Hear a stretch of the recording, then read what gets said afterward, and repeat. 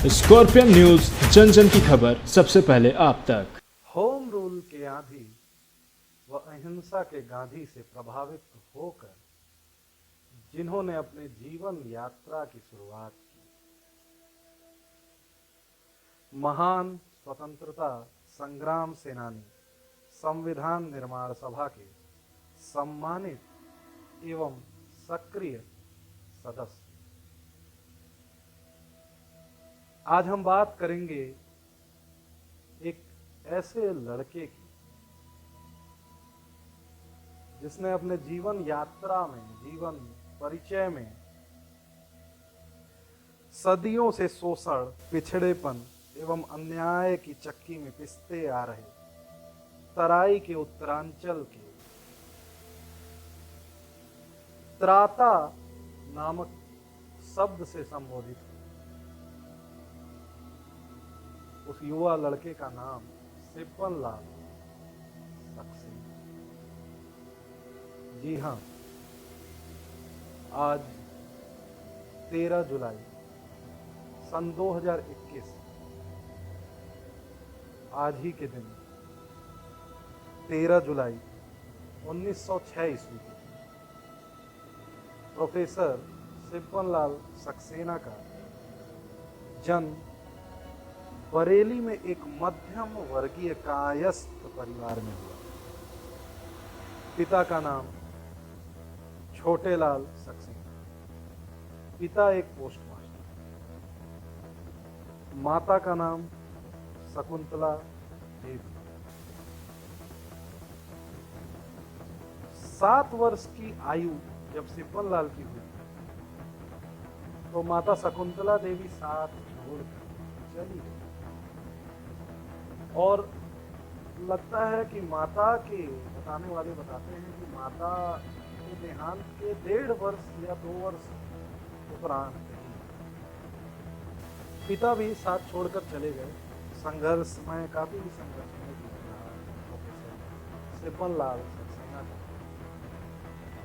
पिताश्री का आकस्मिक निधन जब हो जाता है, उसके बाद सिब्बन लाल सक्सेना जी का लालन पालन, उनकी एक बहन थी जिसका नाम था प्रियंका, एक भाई जिनका नाम था होरी लाल सक्सेना। इन दोनों भाई बहनों के साथ सिब्बन लाल सक्सेना जी का जो लालन था, उनके मामा श्री दामोदर प्रसाद सक्सेना ने कानपुर में किया और बताया जाता है कि अपने सामर्थ्य से काफी बढ़कर उनका लालन पालन किया, अच्छा पढ़ाई कराई और उच्चतम शिक्षा से तीनों को आदेश किया, ना कि एक को, बल्कि यहाँ प्रियंवदा जी और होरीलाल सक्सेना पूरी कोशिश की कि अच्छे से अच्छे शिक्षा का प्रगाढ़ के अंदर आए।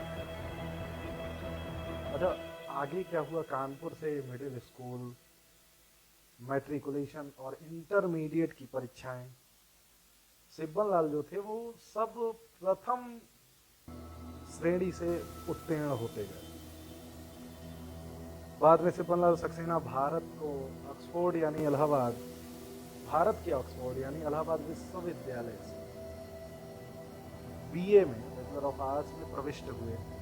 वहाँ 1924 में अंग्रेजी, गणित और दर्शन शास्त्र विषयों के साथ स्नातक परीक्षा प्रदान, प्रथम श्रेणी में स्वर्ण पदक के साथ सन 1926 में इलाहाबाद विश्वविद्यालय, जो वर्तमान में प्रयागराज है, पुनः उसी विश्वविद्यालय से इन्होंने दर्शन शास्त्र में परास्नातक की उपाधि प्रथम श्रेणी और प्रथम स्थान के साथ प्राप्त करने के बाद आगरा विश्वविद्यालय से गणित में एमए करने के बाद पूर्वांचल की ख्यातिलिब्ध शिक्षण संस्था सेंट एंड्रयूज कॉलेज, जो गोरखपुर में स्थापित है, सन 1928 में दर्शन शास्त्र एवं गणित के व्याख्यात नियुक्त हुए। विश्वविद्यालय के अध्ययन के दौरान प्रोफेसर सक्सेना फुटबॉल टीम के कप्तान भी रहे। इससे अर्थ यही लगाया जा सकता है कि प्रोफेसर सिब्बनलाल सक्सेना ना कि सिर्फ पढ़ाई में रुचि रखते थे बल्कि अन्य चीज़ों में भी, जैसे खेल कूद से लेकर शारीरिक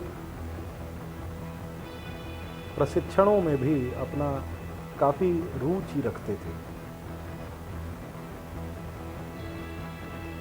खेल व्यायाम आदि के वे जन्म से ही शौकीन थे।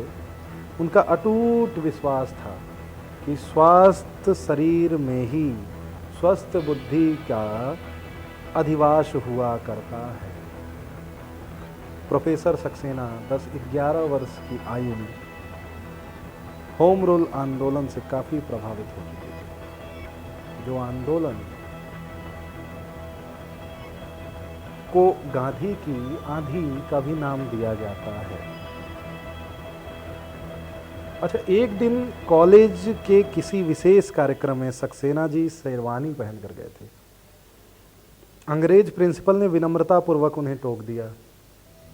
उसके बाद से इन्होंने कसम खा लिया कि अब उस दिन के बाद अंग्रेजी लिबास जो है उसका हमेशा के लिए परित्याग कर देंगे, और कर भी दिया। 26 जनवरी 1929 को लाहौर के अधिवेशन में पूर्ण स्वराज की मांग की ज्वाला जो है वो प्रोफेसर सक्सेना के हृदय में धधक रही थी। 7 अप्रैल 1930 को गोरखपुर के लाल डिग्गी पार्क में गांधी जी की एक जनसभा हुई।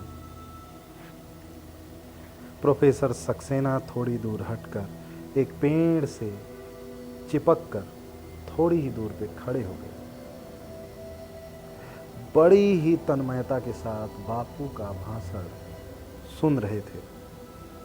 बापू ने भी उन्हें ध्यान से देखा और बाद में बुलाकर उनसे उनका परिचय प्राप्त किया। पूछा कि कौन हो तुम? बड़े प्रसन्न हुए सक्सेना जी। कहने लगे कि भारत माँ की दास्तां की बेड़ियों को काट देने के लिए उनके जैसे सेहतमंद और प्रबुद्ध जवानों की जरूरत है।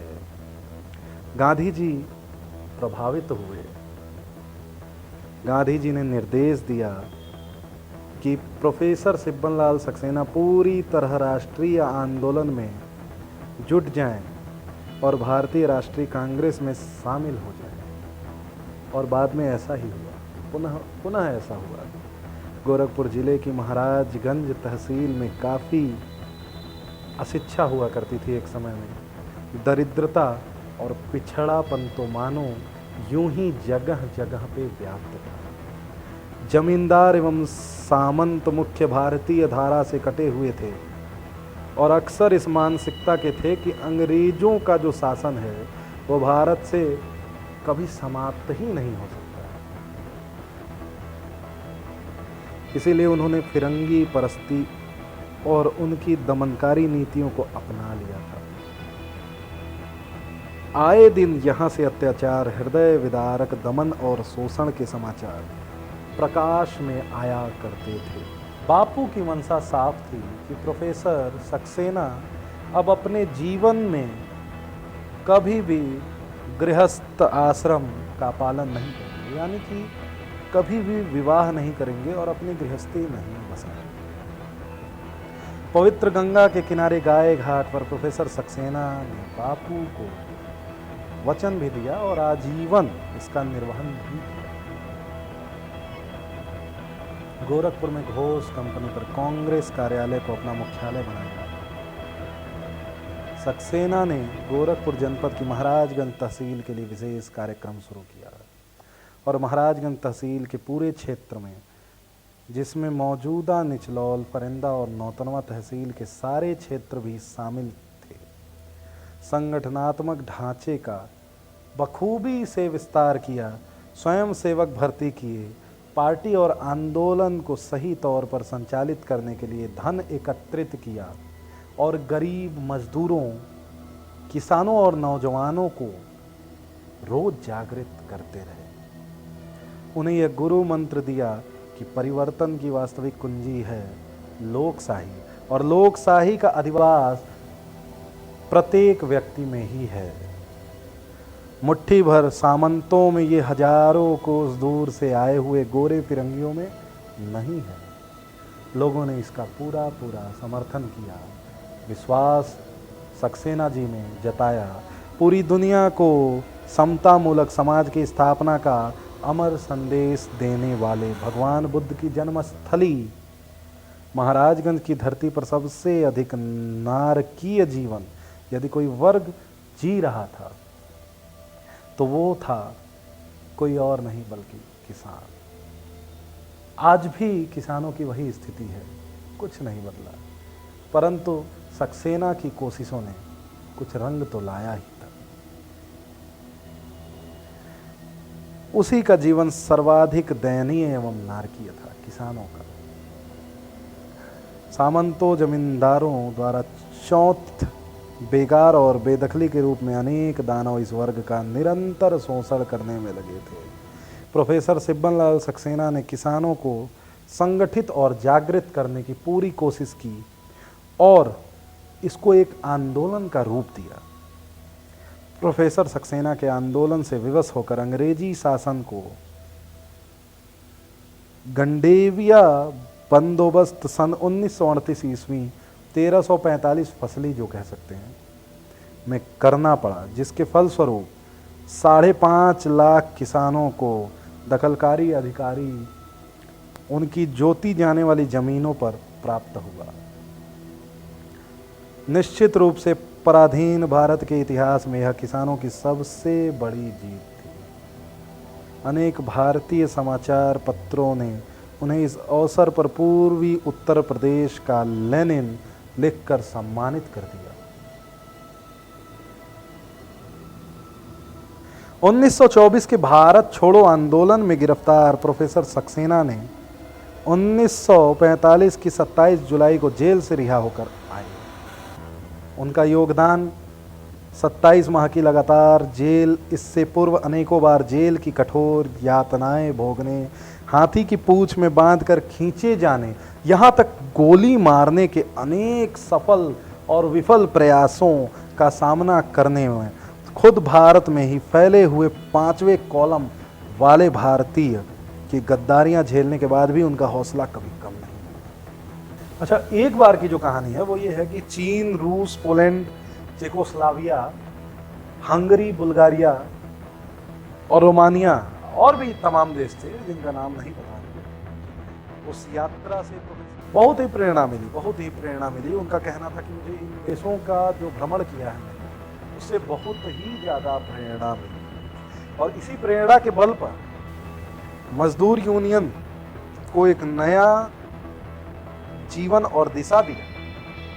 इस दिशा में गन्ना किसानों और रेल मजदूरों से लेकर रिक्शा चालकों के उद्धार, इसी को छोटी मोटी चर्चा के साथ मैं आशुतोष धरती आपके साथ उपस्थित रहा और आप स्कॉर्पियन न्यूज़ पे महाराजगंज जिले के स्वतंत्रता संग्राम सेनानी श्री सिब्बन लाल सक्सेना जी के बारे में जाने।